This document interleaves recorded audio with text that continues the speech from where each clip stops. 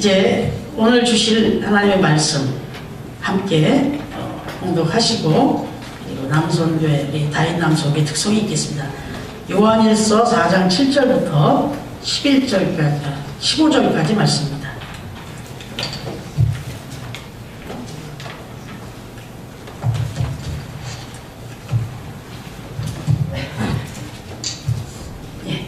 요한일서 4장 7절부터 15절까지의 말씀, 신약 391면에 기록된 말씀 찾으신 줄 알고 저와 한 절씩 교독하겠습니다. 사랑하는 자들아, 우리가 서로 사랑하자. 사랑은 하나님께 속한 것이니 사랑하는 자마다 하나님으로부터 나서 하나님을 알고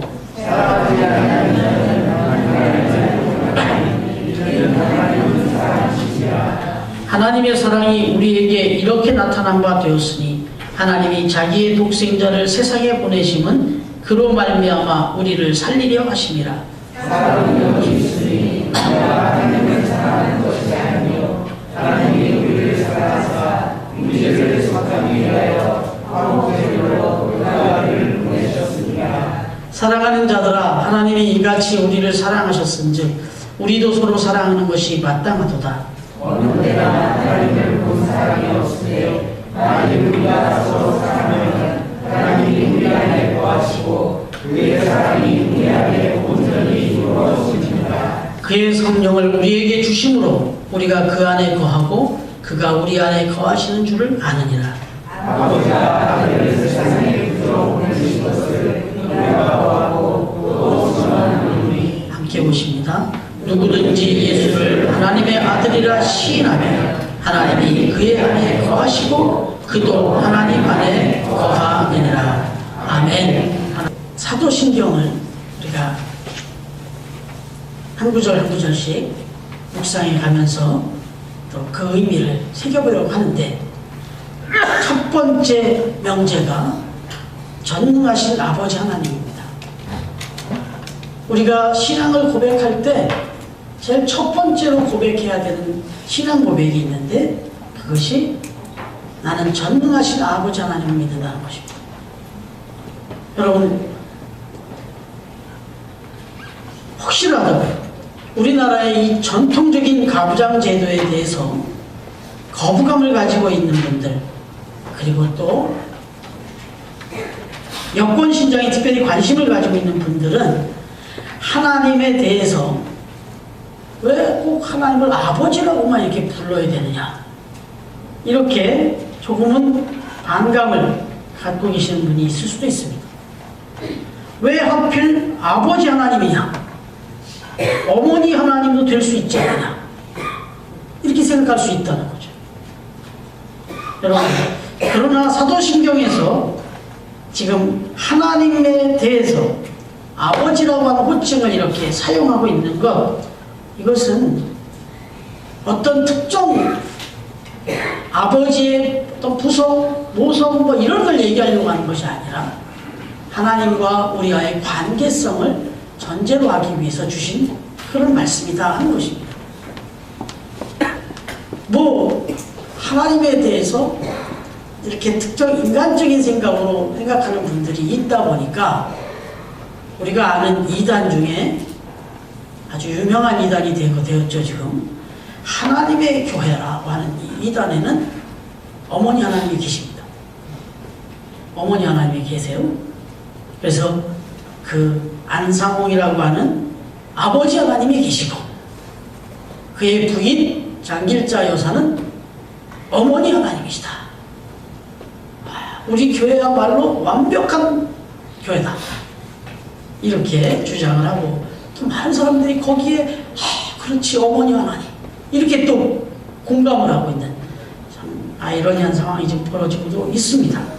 그러나 여러분, 적어도 하나님께서, 그리고 우리 신앙 고백에서 성경 곳곳에서 하나님을 표현하실 때 아버지 하나님으로 표현하고 있는 것은 그런 의미가 아니라 하나님과 우리의 관계성을 창조론적인 관점에서 관계성으로 볼 때, 우리가 이 땅에 있기에 우리의 생명이 있기까지의 그 존재로서의 아버지, 그 그 아버지와의 우리의 관계성에서 얘기하는 것입니다.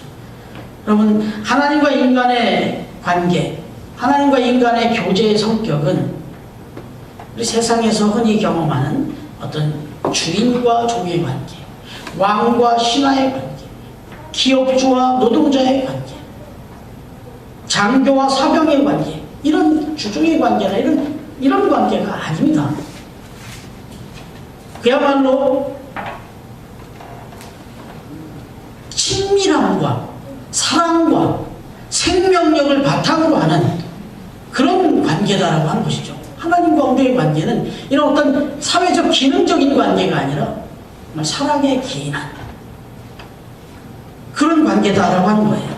그 하나님과의 교제에는 세상의 관계, 어떤 관계에서도 우리가 깊이 경험하기 어려운 친밀감과 사랑과 만족과 희망과 신뢰와 생명력 등이 다 내재되어 있는 거예요. 하나님과의 관계에서. 여러분, 이 세상에서 우리가 살아가면서 참 많은 교제들을 하고 살아가죠. 많은 관계를 유지하며 살아갑니다. 여러분은 이 세상 살아가면서 많은 사람들을 만나고 교제하면서 어떤 경험들을 하시며 살아가고 계십니까? 참 교역자의 한 사람이지만 지금까지 살아온 결코 길다고 할 수 없는 그 짧은 인생이긴 하지만 신앙 시간을 돌아보니까 감동받고 정말 큰 은혜를 받은 사람들보다는 정말 마음에 상함을 입고 상처를 받은 사람들이 훨씬 더 많았던 기억이 있습니다. 참 그것은 안타깝다는 생각이 들면서도 또 목회를 하면서 성도님들을 만나보면 비슷한 경험들을 다 갖고 계신 것을 볼 수가 있습니다. 이 세상에서 갖는 그런 관계들 속에서는 결핍과 고갈과 갈등과 무의미, 무시당함, 불만 같은 것, 이런 것들이 너무 많이 있어요. 이것이 다 채워지지 못해서 너무 마음이 허전합니다. 그러나 하나님은 본질적인 성품 자체가 생명이시고 사랑이시기 때문에 우리는 하나님과의 관계 속에서 이 세상에서 다 채우지 못하는, 채울 수 없는 그런 만족과 그런 사랑과 그런 모든 그 은혜를 경험하게 되는 것이죠. 또 때로는 정말 이 세상에서 도저히 우리가 체험할 수 없는 초월적인 능력도 경험하게 되는 것이죠. 바로 하나님께서 이제 우리에게 보여주신 그 아버지 하나님으로서의 그 성품, 이 부성, 이걸 우리에게 보여주신 부분들이 있는데, 이제 이 사도신경 신앙고백을 우리가 묵상하면서 첫 번째로 전능하신 아버지 하나님에 대한 고백을 하는데, 바로 이 하나님과의 이 관계성을 먼저 살피면서 저 양평에 가면 모세골이라고 하는 영성 공동체가 있는데, 이 영성 공동체를 운영하고 있는 이 영락교회를 심호하시고 지금은 그곳에서 공동체를 이끌고 계신 이명수 목사님은 하나님과 우리의 관계를 이렇게 정리를 좀 해놨어요. 그 내용을 좀 소개하면 이렇습니다. 하나님과 우리의 관계의 첫 번째는 친밀감이다. 독일의 신학자인 요아킴 예레미야스가 예수님이 하나님을 아바라고 부르신 그 호칭의 기원을 연구해 보았는데, 이런 호칭은 옛날 아람 사람의 가정에서 아주 천진난만한 어린아이들이 아버지를 부를 때 사용했던 호칭이었다. 여러분, 참 공교롭게도 이들이 불렀던, 그리고 주님이 하나님을 부르실 때 불렀던 그 호칭 아바가 우리는 너무나도 더 빨리 그 느낌이 옵니다. 왜냐하면 너무 어감이 같아요. 우리도 아버지보다는 아빠라는 표현을 많이 하잖아요. 아빠라는 그 표현을 통해서 훨씬 더 아버지라는 호칭보다 더 가까운 그런 친밀감을 우리가 경험하게 되지 않습니까? 이 아바라고 하는 표현은 어떤 서먹서먹한 거리감이나 이질감이 없습니다. 아주 친밀한 관계를 의미하는 호칭입니다. 하나님 아버지는 아바 아버지입니다. 저와 여러분의 아바 아버지가 되십니다. 그렇습니다. 십자가에 달려서 생명을 내어주시기까지 우리를 사랑하시는 정말 가까우신, 정말 존경과 경외의 두려움의 대상이시기도 하시지만 동시에 우리에게는 너무나 큰 사랑을 베풀어 주시는 친밀하신 하나님이시다. 이 부분을 먼저 밝힙니다. 그리고 두 번째로 하나님과 우리의 관계 속에서 아버지 하나님, 아바 하나님은 모든 것을 다 내어주시는 하나님이시다. 준비하여 주시고 채워주시는 하나님이시다. 여러분, 자칫 우리가 조금 오해하면 아버지는 우리에게 요구만 하시는, 아니 하나님은 우리에게 뭔가 하라 하지 마라 계속해서 말씀만 하시는 그런 하나님으로 생각하기가 쉽습니다. 그러나 여러분, 하나님은 우리에게 무엇을 요구하고 무엇을 요청하고 명령하시기 이전에 다 주신 분입니다. 대부분의 이방의 신들은 사람에게 때로는 공포와 두려움의 대상입니다. 그리고 많은 것을 갖다 바쳐야 되는 거예요. 다 드려야 되는 것이고 또 그걸 요구합니다. 하나님 그런 신이 아니십니다. 하나님 우리에게 필요한 것을 준비해 주시고 채워주시는 분이다. 우리가 때때로 그분으로 인해 때로는 우리가 가진 것을 드리고 내어놓는 경우가 있습니다. 그러나 엄밀히 말하고 또 우리의 양심이 증언하지만 우리가 하나님 앞에 드린 것에 비해서 하나님이 우리에게 주시는 것은 비교가 안 됩니다. 감히 우리가 무엇을 드렸다 얘기하기에는 너무나 부끄러울 정도로 많이 주십니다. 자신을 다 내어주셨으니까 그런 하나님이시다는 거예요. 그리고 그 하나님은 절대로 생색을 내시는 분도 아닙니다. 내가 이렇게 다 주었는데 너희는 이것밖에 안 주느냐, 이렇게 말씀하시는 분도 아닙니다. 절대로 강요하지 않습니다. 자원으로, 사랑으로 그렇게 나오기를 바라시는 겁니다. 그리고 세 번째로 아버지 하나님은 용서해 주시는 하나님이시다. 우리를 옛것에서 다 해명시켜 주시고 우리의 상한 심령을 다 치유하시고 상한 갈대를 꺾지 아니하시고 우리의 심령을 소생시켜주는, 아니 다 용서해 주시는 하나님, 그런 아버지 하나님이시다, 이런 얘기입니다.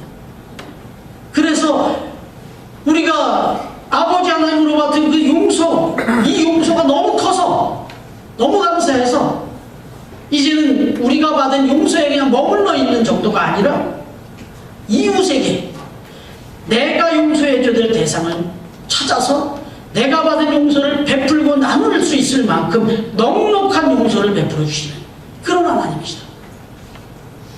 다른 사람에게 긍휼을 베풀게 하는 그런 용서, 내가 받은 용서가 철철 넘쳐서 이제는 내 삶에, 내 주변의 사람들에게까지 그 용서를 나누며 살아갈 수 있을 만한 그런 넘치는 용서를 주시는 분이 하나님이시다. 아버지 하나님이시다, 이렇게 말씀합니다. 그리고 이제 네 번째로 십자가에서 아주 우주적이면서도 지극히 또 개인적인 아버지를 우리는 만나게 된다, 이렇게 소개합니다. 십자가에서 우리가 만날 수 있는 아버지는 온 인류를 위하여 십자가에 달려 돌아가시는, 온 세상을 위하여 자기 목숨을 내어주시는 우주적인 하나님을 우리가 만납니다. 온 인류의 하나님을 만납니다. 온 인류의 아버지를 만납니다. 그러나 동시에 바로 죄인된 나, 죽어 마땅한 나, 하나님의 자녀된 한 사람 한 사람에게 깊은 관심을 가지시고 일일이 눈을 맞추고 아이 컨택을 하면서 그렇게 바라봐 주시는 아버지, 그 아버지가 하나님이시다라는 겁니다. 예수님께서는 말씀하시기를 마태복음 10장 29절부터 30절에 이렇게 말씀합니다. 참새 2마리가 한 아사리온에 팔리지 않느냐, 그러나 너희 아버지께서 허락하지 아니하시는 그 하나도 땅에 떨어지지 아니하리라. 너희에게는 머리털까지 다 세신 바 되었다. 모든 것을 다하시는 하나님이시지만 우리 한 사람 한 사람의 아주 세세한 것까지 또 다 알고 계시는 분. 우주적인 하나님이시지만 아주 개인적인 세밀하신 하나님이시다. 그 세밀함으로 우리에게 사랑을 베푸시고 우리를 돌봐주시고 오늘도 우리에게 모든 관심을 다 쏟고 계시는 아버지 하나님이시다. 여러분, 무엇보다도 마지막으로 생각할 게 있다면 하나님이 우리의 아버지라는 것은 우리의 생명의 기원이요 우리의 원천이 되고 또 우리의 목적이 그분으로부터 왔다라고 하는 것입니다. 여러분, 우리는 모두가 육신의 아버지가 있습니다. 그 육신의 아버지를 통해서 우리가 이 땅에 태어난 거죠. 그러나 생명은 더 엄격히 따지면 그러면 그 육신의 아버지의 아버지는 그 육신의 아버지의 아버지의 아버지는 여러분 기원으로 가면 거기서는 하나님이 계십니다. 우리 모두는 우리의 모든 생명은 하나님으로부터 온 거예요. 그래서 하나님 아버지십니다. 여러분, 무엇보다도 오늘 말씀에 그 하나님 아버지를 전능하신 아버지라고 표현하고 있습니다. 여러분, 이 부분에 대해서 우리가 오해가 없어야 되겠습니다. 아, 하나님은 전능하신 하나님이다. 모든 것을 다 해결하실 수 있고 모든 것을 다 가지셨고 모든 능력을 다 가진 분이다. 전지전능하신 분이다. 그런 하나님 아버지를 내가 믿습니다라고 고백하지 않습니까? 그러면 여러분, 이런 개념을 자칫 초월적인 하나님, 그냥 초자연적인 힘을, 마술적인 또는 분노와 의문의 힘을 가지고 어마어마한 힘을 가지고 강압적이고 파괴적인 힘으로 행사하시는 하나님, 이 세상 모든 물리적인 힘을 다 압도하는 하나님, 이렇게만 생각했다가는 우리의 신앙에 문제가 생깁니다. 여러분, 이런 개념을 가지면 하나님 아버지에 대해서 원망이 생기게 되어 있습니다. 여러분, 왜 그렇습니까? 아니, 전능하신 하나님께서 모든 것을 다 하시고 모든 것을 능히 해결하실 수 있는 하나님께서 어떻게 나의 이 문제를 모르실 수가 있느냐? 지금 내가 처해 있는 이 현실을 어떻게 그냥 이렇게 방치해두고 계실 수가 있냐? 지금 내 삶 속에 벌어지고 있는 지금 이 고통과 이 고난과 이 어려움의 문제를 어찌 침묵하고 계시냐요? 어떻게 그렇게 무능하게 아무것도 모르는 것처럼 아무것도 행하지 않고 그렇게 수수방관하고만 계실 수 있느냐? 이런 질문이 나오게 됩니다. 그래서 하나님에 대해서 원망이 나오는 겁니다. 아니, 전능하신 하나님이, 전지하신 하나님이 어떻게 지금 나의 처해 이 문제를 사전에 미리 못 막아주시고, 아니 지금 주어졌다면 어떻게 해결을 못 해주시고 계속 이 문제 가운데 내가 이렇게 허덕이며 고통 가운데 살도록 내버려 주신단 말인가? 이런 고통이 나올 수밖에 없는 거예요. 여러분, 하나님이 정말 무능하셔서 그래서 저와 여러분의 앞에 처해 있는 그 인생의 문제들을 그런 일이 벌어질지도 모르고, 아니 벌어진 것도 해결하지 못해 주시고 그렇게 내버려 두시는 것일까요? 여러분, 절대로 하나님의 전능은 그런 전능이 아니었습니다. 그런 것을 해결할 수 없어서 그걸 안 하는, 못하는 그런 하나님이 아니다라고 하는 거예요. 여러분, 생각해야 됩니다. 하나님 아버지의 전능하심은 우리가 생각하는 통념적인 전능과는 차원이 다릅니다. 적어도 하나님께서 보여주신 전능의 절정은 십자가였습니다. 십자가와 그 십자가를 이긴 부활에서 보여주신 아버지의 능력이 전능입니다. 이건 우리의 기대와는 좀 다르죠. 여러분, 악한 사람들, 불의한 사람들을 일거에다 때려 부술 수 있는 그런 전능이 아니었습니다. 오히려 그렇게 그 불의하고 그렇게 악한 자들을 바라보시면서도 참아내실 수 있는 전능이었습니다. 아니, 그런 자들을 용서해 주실 수 있는 전능이었다라고 합니다. 여러분, 참는다는 게 쉽습니까? 용서가 쉽습니까? 참는 것도 한두 번이지, 용서도 한두 번이지. 여러분, 하나님은 천년 만년 참아주시고 끝까지 그 어떤 죄악까지도 용서해 주시는 하나님. 이게 전능이라는 거예요. 여러분, 아버지 하나님의 이 전능, 이 바로 이 십자가의 전능, 부활의 전능이 있었기 때문에 저와 여러분이 오늘 이 자리에 있는 겁니다. 이게 전능이에요. 여러분, 우리의 고통을 무엇이든지 다 없애주시는 전능이 아니라 오히려 우리가 그거를 받아들일 수 있도록, 그걸 인내낼 수 있도록 도와주시는 전능입니다. 때로는 죄를 회개하고 온전한 사랑으로 치유해 가시는 그런 전능이었다는 거예요. 한 걸음 더 나아가서 하나님 아버지의 전능은 우리를 폭력과 증오와 파괴로부터 해방시켜 주시고, 그러한 암울한 시대 가운데서도 새로운 미래를 꿈꿀 수 있게 하시는 그런 전능이더라고요. 여러분, 아버지의 하나님의 전능은 정확한, 정말로 이렇게 냉혹한 삶의 현실 속에서도 우리는 내일을 꿈꾸고 미래를 꿈꾸고 소망을 노래할 수 있는 그런 전능, 바로 이런 전능한 하나님이 우리의 아버지 하나님이시다라는 겁니다. 절대로 하나님 아버지의 전능은 체념이나 운명론이나 절망과 같은 어둠 속에서 허덕이게 하는 그런 문제가 아니라 이런 상황 속에서 새로운 희망의 아침을 보게 하는 전능이다. 여러분, 오늘 이 시대, 이 나라만큼 이러한 하나님의 전능이 필요한 때가 없습니다. 바로 이 시기에 우리가 신앙 고백할 때, 나는 전능하신 아버지 하나님을 믿습니다라고 고백할 때, 우리 이 나라, 이 민족을 위해서 바로 이 전능하신 이 하나님의 능력을 믿고 기도해야 될 줄로 믿습니다.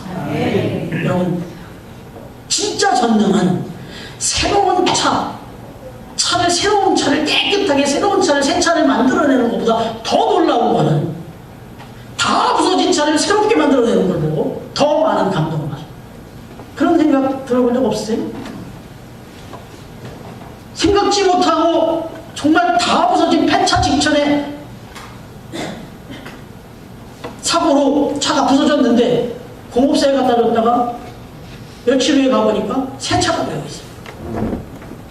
돈이 많이 들어서 그렇지 어떤 차도 다시 새 차를 만들어냅니다. 공업사에 갖다 주시면. 여러분, 처음 새 차 나온 것도 능력이지만 다 없어진 차, 다 죽은 차를 다시 살려놓는 능력은 더 커요. 여러분, 이 세상이 정말 암울하게 소망이 없고 절망 가운데 내 삶이 고통 가운데 처해 있는데, 그렇게 처해지도록 막아주지 않은 것보다 그렇게 된 그런 상황을 다시금 새롭게 만들어내는 능력, 이게 하나님의 능력입니다. 여러분, 이 능력이 있기 때문에 오늘 우리는 이 자리에 있는 거예요. 지난 한 주간 또 지나온 우리의 지나온 삶 속에서 얼마나 많이 상처받고 깨지고 부서지고 우리 그렇게 살았습니까? 그러나 나는 전능하신 아버지 하나님을 믿습니다. 그 어떤 상처도, 그 어떤 고통도 다 능히 회복시키시고 다시 새롭게 하실 수 있는 하나님, 그 하나님을 믿습니다. 이게 전능하신 하나님을 믿는다는 신앙의 고백인 것입니다. 여러분, 바로 이 부분을 얘기하면서 오늘 함께 읽은 본문에서 사도 요한은 이렇게 말합니다. 하나님 아버지는 사랑이시다. 거듭거듭 강조하고 있습니다. 이 전능하신 아버지의 자녀들은 마땅히 아버지를 닮아가야 한다고 말합니다. 아버지를 닮는 길은 서로 사랑하는 것이라고 말씀합니다.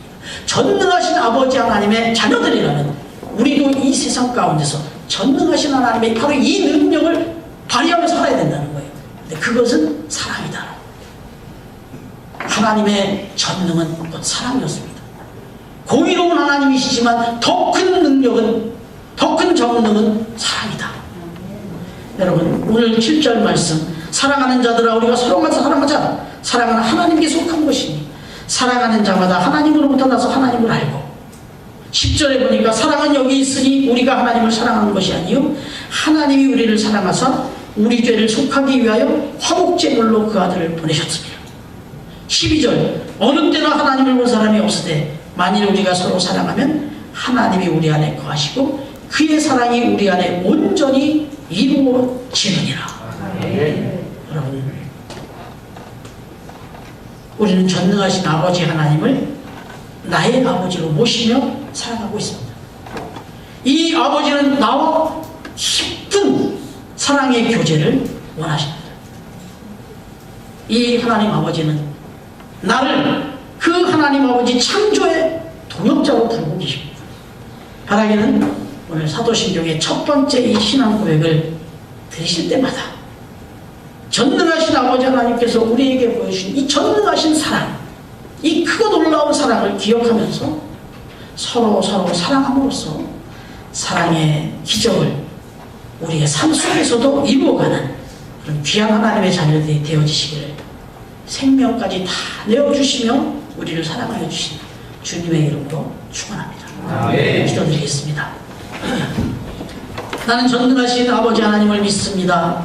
수도 없이 우리가 신앙을 고백하였사오나 그 전능은 하나님이 보여주신 그 본질적인 전능보다 우리의 기대와 바람과 우리의 만족을 향한 그런 전능이었던 것, 그것을 우리가 믿음으로 고백한다고 그렇게 고백했던 날들을 회개합니다. 주님, 오늘 우리에게 보여준 하나님의 그 본질적인 전능하심, 용서와 사랑과 소망, 이 전능을 우리의 삶 속에 우리가 품고 우리의 삶의 현장에서도 주님의 전능하심을 나타나며 증거하며 살아가는 전능한 우리 능력 있는 그리스도인들이 다 되어줄 수 있도록 축복하여 주옵소서. 감사드리며 예수님의 이름으로 기도드립니다. 아멘. 이제 우리 같이 자리에서 일어나셔서